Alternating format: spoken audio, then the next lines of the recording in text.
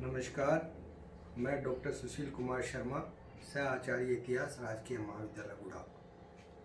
आज अपन बीए भाग तृतीय के आधुनिक भारत का इतिहास के टॉपिक धन की निकासी का सिद्धांत, डाउन ऑफ वेल्थ, धन की निकासी का सिद्धांत जो दादा भाई नौरोजी के द्वारा बनाया गया, उसमें अपन ये जानेंगे कि कितने प्रकारों से अंग्रेजी शासन व्यवस्था ने भारत से धन का निष्कासन किया।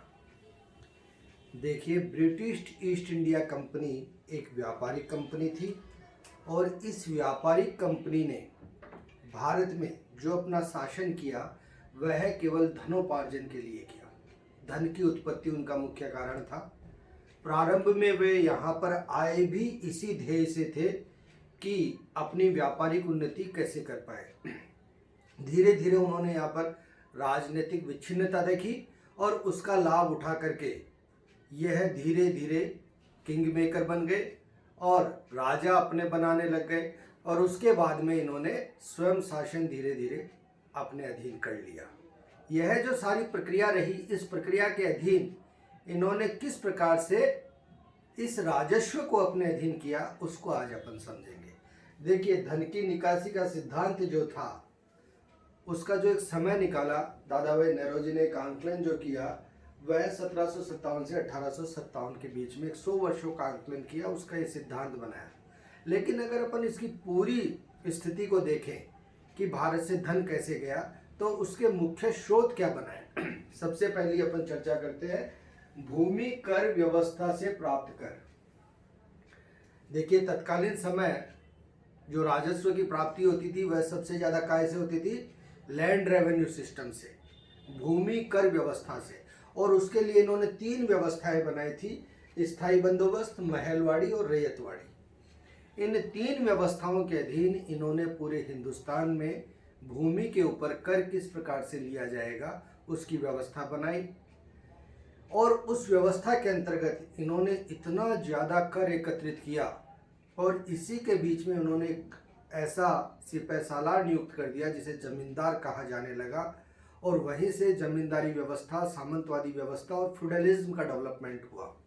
ये एक ऐसी व्यवस्था के द्योतक थे जिन्होंने कि काम तो किया अंग्रेजों के पक्ष में और भारतीय होते हुए भी भारतीय किसानों पर पूरा अत्याचार करते हुए उससे कर एकत्रित किया। इससे अंग्रेजों को क्या लाभ हुआ? अंग्रेजों को न सेना रखनी पड़ी, न अपने कठोर प्रशासन को वहां लागू करना पड़ा।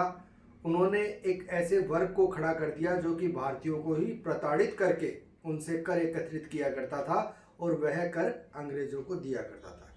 कहते हैं कि कई बार तो इतना ज़्यादा कर ले लिया जाता था कि जो कि उपज का 90% तक होता था। यानी कि किसान के पास अपने जीवन यापन के लिए भी कुछ भी नहीं बचा करता था। लेकिन चाहे जैसी भी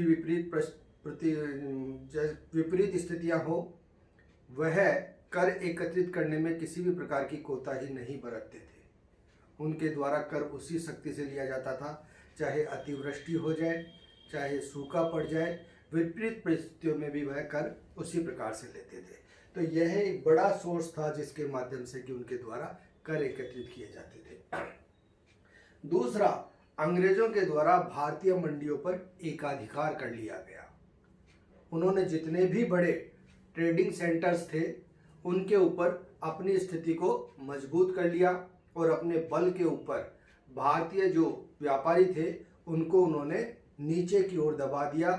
और वहां पर जिस प्रकार की नीति उनके द्वारा प्रचारित और प्रसारित की जाती थी, जिस प्रकार के टैक्सेज उनके द्वारा लगाए जाते थे, वो सारे के सारे अंग्रेज व्यापारियों के पक्ष में लगाए जाते थे और इससे उन्हीं का माल बिकने लगा और इन मंडियों पर उनका एकाधिकार हो गया। तीसरा है अंग्रेज अफसरों द्वारा अनाधिकृत धन की प्राप्ति। देखिए, जितने जायज सोर्सेज थे जिनको अपन कह सकते हैं वो तो उन्होंने अपनी नीति से अपनाए, लेकिन बहुत से ऐसे जगह भी थी जहां पर कि अंग्रेज ऑफिसर अपने सारे कार्य को छोड़ते हुए व्यक्तिगत रूप से भी बहुत ज़्यादा धनोपार्जन किया करते थे और वह धन भी सारा का सारा इनके पास आता था। चौथा है अंग्रेज अधिकारियों के बड़े बड़े वेतन। इस समय अपन देखेंगे क्योंकि तत्कालीन समय हमें समझना होगा कि ब्रिटिश ईस्ट इंडिया कंपनी जो थी उसने क्या किया था, शेयर होल्डर्स बनाए थे, लाभांश धारक। और इसकी चर्चा अपन इसके अधीन करें कि इन शेयर धारकों को तत्कालीन समय सबसे ज़्यादा हिस्सा इनके द्वारा दिया जाता था, जारी किया जाता था। और ऐसी स्थिति में जो वेतनमान नियुक्त किए जाते थे, कहा जाता है कि तत्कालीन समय वायसराय का वेतनमान 20,000 रुपये सालाना होता था, जो कि विश्व के किसी भी सबसे बड़े अधिकारी से भी बड़े अधिकारी से ज़्यादा पैसा उसको दिया जाता था। क्योंकि ये सारा का सारा पैसा किससे आता था, भारतीय राजस्व से, भारतीय राजस्व कोष से। तो ऐसी स्थिति के अंदर यहाँ पर इनको बहुत बड़े बड़े वेतनमान दिए, इससे भी धन निकला। अब यहाँ पर आ गए थे अपन ईस्ट इंडिया कंपनी के शेयर धारकों को होने वाला लाभांश। देखिए, मैंने बताया कि ईस्ट इंडिया कंपनी क्या थी, एक व्यापारिक कंपनी थी। व्यापारिक कंपनी के द्वारा अपने शेयर्स जारी किए गए थे और इस शेयर्स जारी करने के अंदर इनके द्वारा मनमर्जी से लाभांश उनको दिए जाते थे और उस लाभांश के माध्यम से भी बहुत ज़्यादा धन दिया जाता था। इस समय क्योंकि अंग्रेज क्या थे, बड़े शातिर थे, उन्होंने जिस प्रकार की नीतियाँ अपनाई और 17वीं शताब्दी के प्रारंभ में जिस अपने वैभव पर हिंदुस्तान था, उस वैभव पर इंग्लैंड का कोई भी व्यापार उस स्तर पर नहीं था कि यहाँ से जितनी चीज़ें निर्यात की जाती थी उनके बदले में वह उनको कुछ दे पाए। इसलिए उसको बहुमूल्य धातु देने पड़ते थे, सोना देना पड़ता था, चांदी देनी पड़ती थी और अंग्रेज़ों को वो भारी नुकसान लगता था। अंग्रेज चाहते थे कि वह किसी भी स्थिति में इस प्रकार का रवैया अपनाए कि भारत को उसको कुछ भी ना देना पड़े और यहाँ से सब कुछ वह निकाल ले। इसी क्रम में उसने तत्कालीन समय अपनी विदेश नीति के अंतर्गत अफगानिस्तान, बर्मा, नेपाल, इनसे युद्ध भी करने पड़े उसको और इस युद्ध के लिए उनसे बहुत धन की आवश्यकता हुई। वह धन भी उसने भारतीय राजस्व कोष से निकाला, जो कि एक बहुत बड़ी मात्रा थी।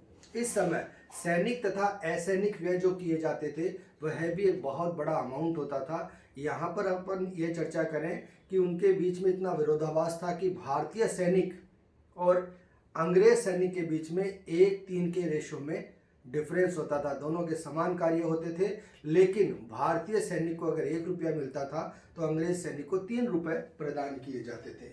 इंग्लैंड में भंडार वस्तुओं की खरीद, इंग्लैंड में जिन भी चीज़ों की खरीद की जाती थी उसके अंदर यहाँ से भारतीय राजस्व से पैसा निकाला जाता था और उनकी बहुत भारी मात्रा में खरीद कर ली जाती थी। अब यहाँ पर समझने की बात यह है कि भारत में लूट का युग कब प्रारंभ हुआ, दोनों हाथों से पैसा निकालना इन्होंने कब प्रारंभ किया। तो देखिए, इस समय 2 युद्ध हुए भारत में, 1757 में प्लासी और 1764 में बक्सर।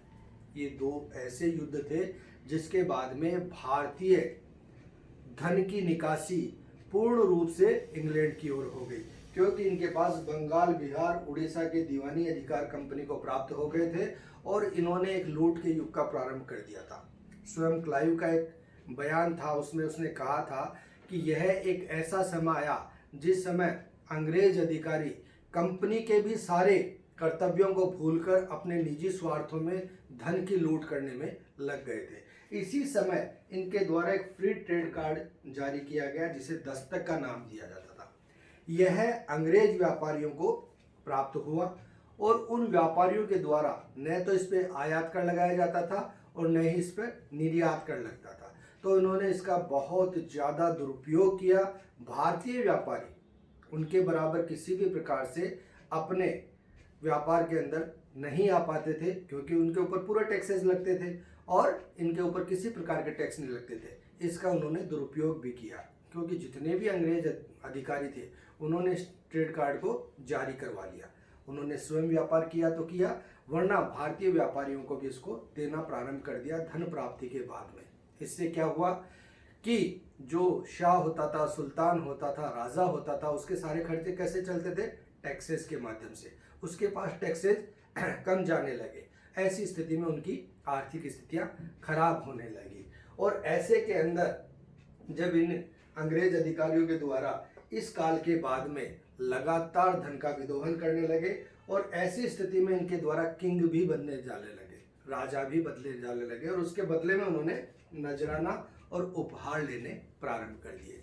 उसमें भी बहुत सा धन इनके द्वारा प्राप्त किया जाने लगा।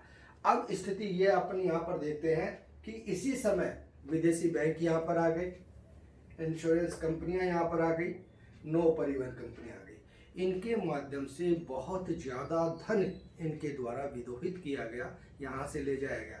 इंश्योरेंस कंपनियों को इस रूप में कर दिया गया कि हर व्यक्ति को जो कि व्यापार करेगा उसे इंश्योरेंस कराना जरूरी होगा, और उस मोटे इंश्योरेंस के रूप में ये धन प्राप्त कर लेते थे। और जब कभी भी किसी व्यापारी को उस क्लेम की आवश्यकता होती थी, इतनी ज़्यादा प्रक्रियाएं कर दी जाती थी कि उसे कभी कोई क्लेम नहीं दिया जाता था। ऐसी स्थितियों में इन्होंने भारतीय कंपनी को पनपने ही नहीं दिया। भारत में जो कंपनियां बन रही थी उनकी स्थिति उन्होंने वहां पर गिरावट के दौर में ला दी, और उन स्थितियों के अंदर यह बहुत कमजोर स्थिति में आते हुए चले गए। अब देखिए, जो सबसे बड़ा कुचक्र था वह था विदेशी पूंजी निवेश पर दिया जाने वाला ब्याज। अब आप यहाँ पर यह समझिए कि भारत का पैसा, भारत के राजस्व का पैसा भारत से बाहर गया, कहाँ गया? इंग्लैंड गया। अब भारत का पैसा ये कहने के लिए कि भारत को पुनरुद्धार की आवश्यकता है, भारत के अंदर डेवलपमेंट की आवश्यकता है, भारत को लोन के ऊपर दे दिया गया। भारत का पैसा भारत को ही ऋण के रूप में दिया गया, यानी कि भारत को अपने पैसे पर ही ब्याज भी देना पड़ा। एक ऐसे दुष्चक्र में भारत आ गया था जिस दुष्चक्र से निकलना असंभव था। और ये कुछ मूल रूप से लिए गए बिंदु थे जिनके माध्यम से उन्होंने धन का विदोहन किया। इसके अतिरिक्त उन्होंने और बहुत से सहस्रों तरीके निकाले जिससे कि यहाँ पे आर्थिक स्रोत जो है वो कमजोर होते हुए चले गए, और वह सारे के सारे इंग्लैंड में चले गए। एक भारतीय राजा के द्वारा एक बहुत अच्छी बात कही गई कि भारतीय राजा जो कर लेता था वह इसी रूप में था कि जैसे समुद्र से पानी लिया जाता है और वह वहीं पर वर्षा कर देता है। लेकिन यह एक ऐसा सोर्स था जो कि पानी के रूप में तो भारत से लेता था और उसकी वर्षा इंग्लैंड जाकर के किया करता था। इस प्रकार भारत की आर्थिक स्थिति दिन प्रतिदिन खराब होती चली गई और इंग्लैंड यहाँ से धन का विदोहन करता रहा। धन्यवाद।